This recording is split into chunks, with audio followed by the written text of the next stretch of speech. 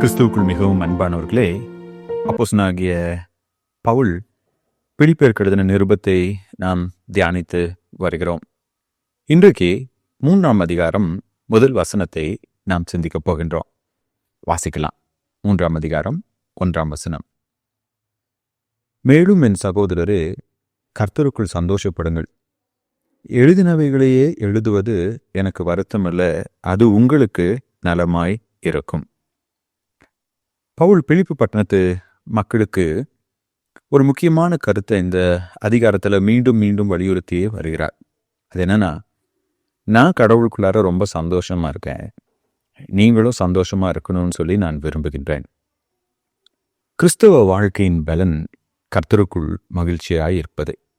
The joy of the Lord is our strength. இன்னைக்கு அநேக கிறிஸ்தவர்களுடைய வாழ்க்கையில மெய்யான மகிழ்ச்சி, சந்தோஷம் இல்லை.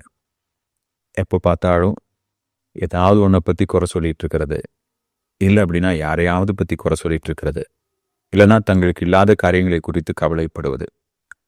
மெய்யாகவே ஒரு உண்மையான கிறிஸ்தவன் கர்த்தரை அறிந்தவனாக இருப்பானே என்றால், அறிந்தவளாக இருப்பாளே என்றால், அவர்களுடைய வாழ்க்கையில் கவலைக்கு இல்லை வருத்தங்களுக்கு இல்லை என்றால் புலம்பல்களுக்கு இடமில்லை. ஏன்னா தேவனுடைய பிள்ளைகள் எல்லா சூழ்நிலையிலையும் சந்தோஷமாக இருக்கிறத நம்ம பார்க்குறோம். குறிப்பாக தாவீதின் சங்கீதங்களை நம்ம வாசிக்கும் போது அவர் கடந்து சென்ற சில கடினமான சூழ்நிலைகள், அதே போல தான் ஆசாஃபின் சங்கீதங்களிலும் கூட அவர் மனதிலே ஏற்பட்ட சில குழப்பங்கள், அதை குறித்து அவருக்குள்ளாக எழும்பிய சில சிந்தனைகளை சங்கீதங்களாக தாவீதோ ஆசாஃபோ நமக்கு எழுதியிருக்கும்போது, அந்த சங்கீதத்தை அவர்கள் தொடங்கும்போது ஒரு ஒரு பிரச்சனையோட, ஒரு கவலையோட, இல்லை கண்ணீரோடு அவர்கள் தொடங்கினாலும், அந்த சங்கீதத்தை அவர்கள் முடிக்கும்போது கர்த்தர் மீது அவர்கள் வைத்திருக்கிற நம்பிக்கை, அந்த நம்பிக்கை அவர்களுக்கு கொடுக்கும் பலன், சந்தோஷத்தை குறித்து அவர்கள் எழுதி முடிப்பார்கள். எனவே நல்ல கிறிஸ்தவர்கள் இல்லைனா கடவுளை அறிந்த மனிதர்களுடைய வாழ்க்கையிலே காணப்படுவது மகிழ்ச்சி. அவருடைய வாழ்க்கையில் ஒரு சந்தோஷம் இருக்கும். பவுல் இதை தான் திரும்ப திரும்ப பிலிப்பு பட்டணத்து மக்களுக்கு எடுத்துரைக்கிறார். ஏன்னா பவுல் சிறைச்சாலையில் இருந்தது குறித்து அவர்கள் வேதனையில் இருந்திருக்கலாம், இல்லை அங்கே எப்பப்ராத்து போனப்போ அவனுக்கு ஏற்பட்ட வியாதியை குறித்து அவர்கள் மகிழ்ச்சி இல்லாமல் போயிருக்கலாம்.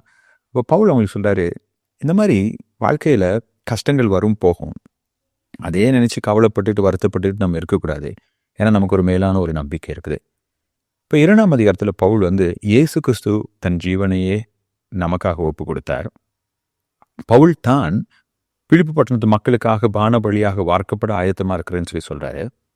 தீமோத்தேயும் எப்பப்ராத்துவும் தங்களுடைய நலனை முன்வைக்காமல் சபையின் நலனை முன்வைத்து அவர்கள் ஊழியம் செய்தார்கள் என்பதையும் அவர் குறிப்பிடுகிறார். அப்போ இவங்க எல்லாருமே கிறிஸ்து தாமாக மகிழ்ச்சியோடு முன்வந்து பாவிகளுக்காக தன்னுடைய ஜீவனை அர்ப்பணித்து அவர் உயிரோடு இருந்தவர். பவுலோ தீமோத்தேயோ எப்பப்ராத்துவோ அவங்க கடவுளுக்காக ஏதாவது செய்கிறாங்க அப்படின்னா கட்டாயத்தின் அடிப்படையிலோ, கடமையின் அடிப்படையிலையோ, நிர்பந்தத்தின் அடிப்படையிலோ அவங்க அதை செய்ய கிடையாது. அதில் அவங்க மகிழ்ந்து களி கூறினார்கள். they were very happy in doing that.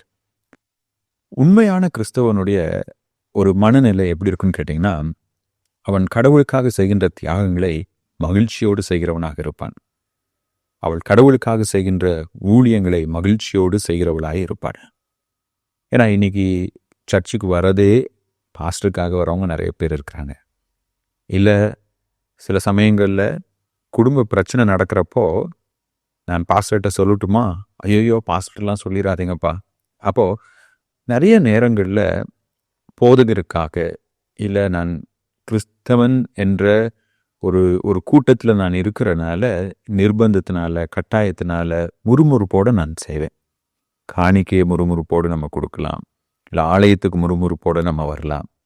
ஆனால் நமக்குள்ளாக மெய்யான சந்தோஷம் இருக்குமே என்றால், அது நாம் எதை செய்தாலும் அதை சிறப்பாக செய்யவும் முழு உள்ளத்தோடு செய்யவும் உதவி செய்யும்.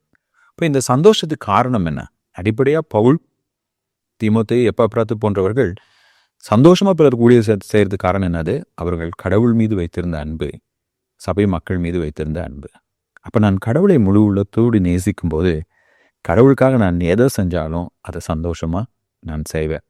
அப்போ நம்ம கிறிஸ்துவுக்குள்ளாக மகிழ்ச்சியாய் இருப்பதே நம்முடைய கிறிஸ்தவ வாழ்க்கையை நாம் மகிழ்ச்சியாக அனுபவிப்பதற்கும் ஊழியத்தை நாம் முழுமனதோடு செய்வதற்கும் ஆண்டவருக்காக தியாகங்கள் செய்யும்போது அதில் ஒரு இன்பத்தை அனுபவிப்பதற்கும் அடிப்படையாக இருக்கும்.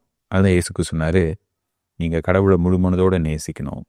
அந்த முழுமனதோடு நம்ம நேசிக்கிறதுனுடைய ஒரு விளைவு தான், இல்லை ஒரு பலன்தான் கிறிஸ்தவ வாழ்க்கையில் மகிழ்ச்சியாய் இருப்பது. கர்த்ததாமே அவரை முழுமனதோடு நேசிக்கவும் அவருக்காக செய்கின்ற எல்லா காரியங்களையும் மனம் மகிழ்ந்து சந்தோஷத்தோடு செய்கின்ற ஒரு கிருபையும் நமக்கு கொடுப்பாராக.